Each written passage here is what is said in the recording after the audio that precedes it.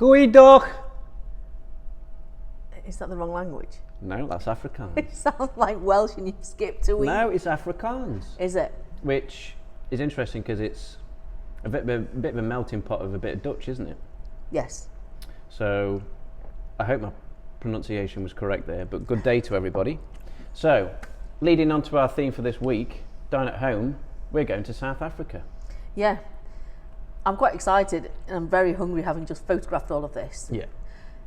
It's really lucky, isn't it? Because Charlie, our chef, Grown up one in of our Botswana. chefs, grew up in Botswana, so this is his baby. And yeah, I think there'll be some interesting flavours here. So, Right, shall I run through the menu Go from for the it. top? Bunny chow. I just love all the names apart from anything else. But that is this one, isn't it? Yep. Yep. So it's basically a curry in a loaf. What's not to like? Bread and curry all Yeah. day long. Yeah. Biltong and flavours. So we've been lucky enough to get Edge to do us some biltong. And we've got some flavours from Biltong Company. We're going to serve that with some little red pepper drops. We've got braai, piri piri prawns. Braai, well, you'll see it in the menu going through it, but braai is basically the barbecue. Okay, so barbecued piri piri prawns. Yep.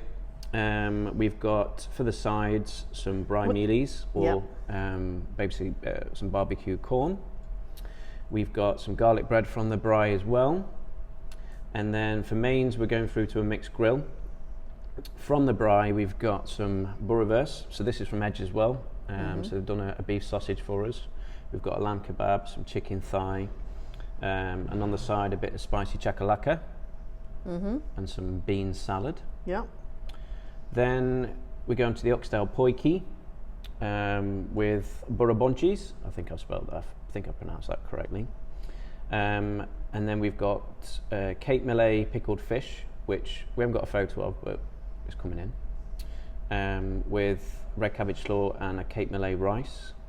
And then for vegetarian main, we've got the bobotie. So this is a take on a bobotie, which ordinarily is using mince, but we've made a mushroom and lentil bobotie.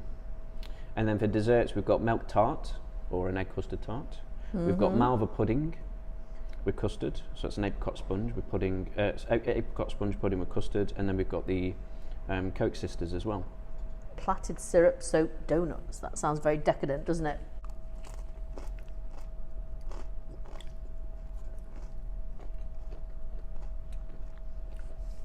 We're miming today. Sorry. We Shall can't we? help talking with our mouths open. No, I know. Isn't it? Yeah.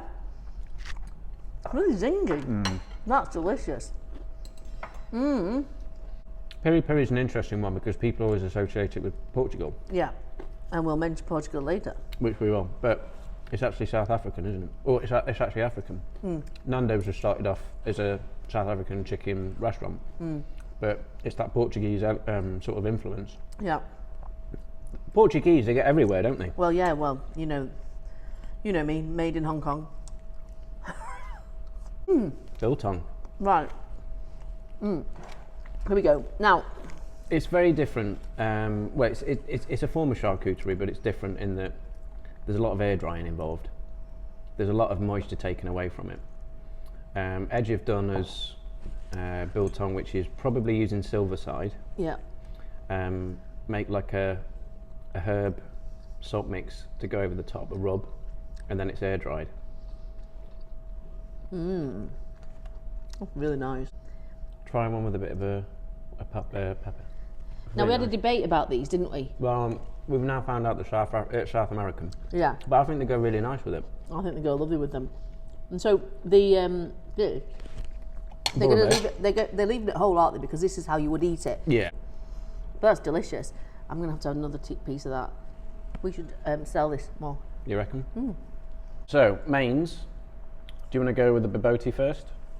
If I knew what that was. Oh, that's the bobotie. No, that's the No, that's the bobotie. Yes, let's go vegetarian first. We don't. It's you could liken it to a cottage pie, in that rather than ordinarily it'd be mince and vegetables and then topped with like a bechamel on the top. But It's really nice. It's the sweetness of the spice. well, there's raisin in there as well. So you've Right, got okay. you've got raisins, you've got sweet spice. Yeah. there's not heat in there. No. It's more sort of earthy and sweet. And then on the top is a bechamel that should give it a nice crust. And I think we've made it gluten-free. That's delicious. I hope Martin's not watching, but it kind of delivers in the same way that his moussaka does, doesn't it? Well, we it's put different, some, but it kind of like... We did put some lentils through it actually, but because it was difficult to sort of do a mince alternative that would hold up. Yep. So it's got mushrooms and lentils in there, the raisins, carrot, celery, all the spice, and then top with that sort of That's bechamel. really nice. We should do this again. I love it. I think that's delicious. Do you want to go poiki? Yep, why not? So Everyone knew that was poiki- oxtail and beef. So it's very simple. Well, the name of this dish stems from the vessel that it's cooked in. Okay. So much like a tagine or a cassoulet, Yep. you know, the name comes from whatever pot that you're using. So a poiki is a dish basically, is a pot. So oxtail's in there. We've got a bit of beef.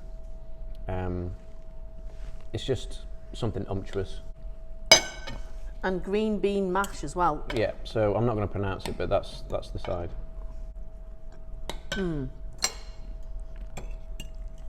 It's that glutinous, you know, from the cartilage, isn't it? From the it's just that texture from oxtail. Not delicious. It's a lovely rich stew, isn't it? Yeah. Very unctuous, I think is the word. Meat. Well, obviously, this looks very nice. So, the notion of a braai is something that Charlie gets really excited about because it's everything about a braai, the social aspect to it, the fact that everybody comes round, you'll have a couple of beers. It's a very communal experience. Yeah, it's encouraged that everybody contributes. So someone set up the braai, but then everybody brings meat to it, and then you cook it. And that's the perfect way of catering, isn't it? I mean, I think. It can be extrapolated to weddings, can't it? And everything, but I think it's better if people bring stuff. It sort of shares the load, doesn't it? Yeah. Does Edge sell the sausages, or do they do this specifically for this? They're on the counter right now. Okay. That lamb's amazing. The sausage is great too, though, isn't it? Really meaty, no fillers. Nice bit of salt there. It's a really nice sausage, and the lamb obviously is delicious. And even the chicken, though, nice contrast. This is nice, warm, a bit of spice. Well, you can have it cold or you can have it warm. It's completely up to you. But Okay. so I'm putting it in a container for people to warm if they want. Yeah. But you can eat it cold. Well, the sides. The choices are the garlic bread Yep. or the corn. You Yep. have the corn. No, I'm not you have the eating corn. I'm not eating corn and corn on the cob on camera. Can you say that? Corn on the cob on camera. I can eat corn on the carbon camera. And this is like just a normal kind of garlic bread, which is delicious. I'm not going to bother trying that, but I will eat a bit more sausage. No, I won't. I'll have a bit more lamb. Charring something just elevates it, don't it? You've got to take the nose off. Okay, right. So we're on to desserts. Milk tart or egg custard tart. Okay, this looks like a beaut. It's even got its wobble look.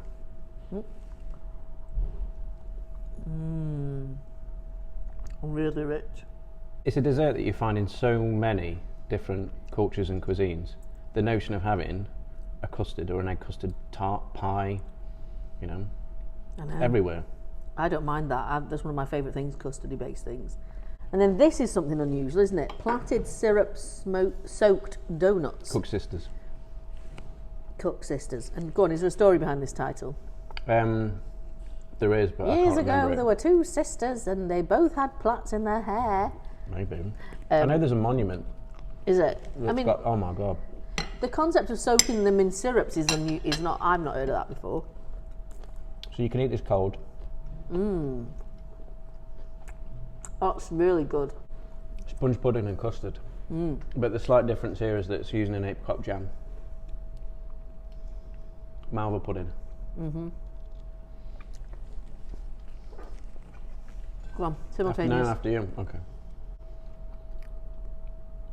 Not like school sponge pudding. No. It's like a little bit bready, like hot cross bun kind of texture-ish. Not the same, but doughy kind of thing. It's nice. No, it's delicious. What's not to like? I think I'd struggle to choose my favourite out of those, to be honest. Me, it'd be the egg custard. It's a very fine egg custard, that. But this is delicious. That's nice as well. And you get custard. But I quite like the donut. And the donut is nice. We should have done a dessert platter, shouldn't we? Yeah. Wow. Done. Well done, Charlie. Well done, Charlie. Yeah. Well in, lad. However, what we failed to mention whilst we were eating the South African was the South African wines. Yeah, well, on the website, I've popped up a bit of a collection of different wines from South Africa, predominantly Stellenbosch, but we've got a couple of different producers. So you've got Ken Forrester with his Petite range. He does one of the best wines in the world, actually. FMC. He does. And we were lucky enough to meet him. He came and visited us, didn't he? Do you not remember a few years ago? I wasn't introduced to this. Or were you too busy in a Michelin star place somewhere else? No, I wasn't. I just don't get invited. But anyway, no, we've got his wines. I think we've got his Chenin, his Pinotage, and I think he does a Pinotage Rosé as well. Right. So we've got those, and we've also got from False Bay. I know one of Boo's favourite producers, but well, you know what? It's such good value for flavour, don't you think? It's £9. Yeah, exactly what £9 a bottle. But so we've got their range of interesting wines that have been introduced to wild yeasts and whatnot. So they encourage the notion of fermentation from wild yeast that are knocking around the vineyards and whatnot. So yeah, Chenins, we've got a Pinotage, there's a Sauvignon Blanc in there.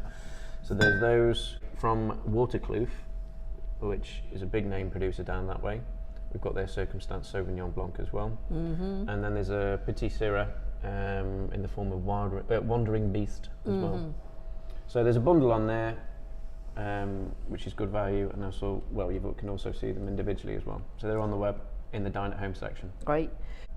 Candice.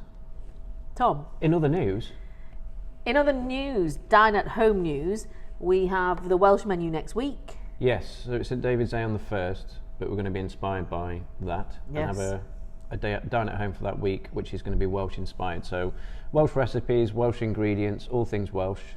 And that should be going on the website in the next couple of days. Mm-hmm. So we're going to go a bit early with it. And then the week after, at the end of the week after, is Mother's Day. And so again, in the next day or two, we'll have the Mother's Day menu up, but it's different. Rather than the Dine at Home formula with the 3 courses and you choosing different mains and different desserts, it's like the Merry Mess-Free Christmas. So the idea is that we have a lamb centerpiece and you with all the trimmings, and you choose how many people you want it for, and the joint, the boned out joint, stuffed and rolled, will be cut to the size of your feast. And you put everything into the oven in the silver trays that it comes with. Easy peasy. Easy peasy. So that means nobody's doing any work, nobody's worrying about especially how to plate mother. it. Yeah, especially mother. The other thing to mention though is that we still will be doing a Dine at Home, won't we? We'll still be doing a Dine at Home. And it'll be Portuguese themed. We're going Portuguese. Yeah. So that will be available, but the cut-off time for ordering will be earlier that week because the kitchen needs to be very organised and focused on the Mother's Day things. But it will be on the web a little bit earlier. Yeah. So yeah, we've got menus coming out of our ears. We've been doing our Easter menu. We've been doing the menus after that.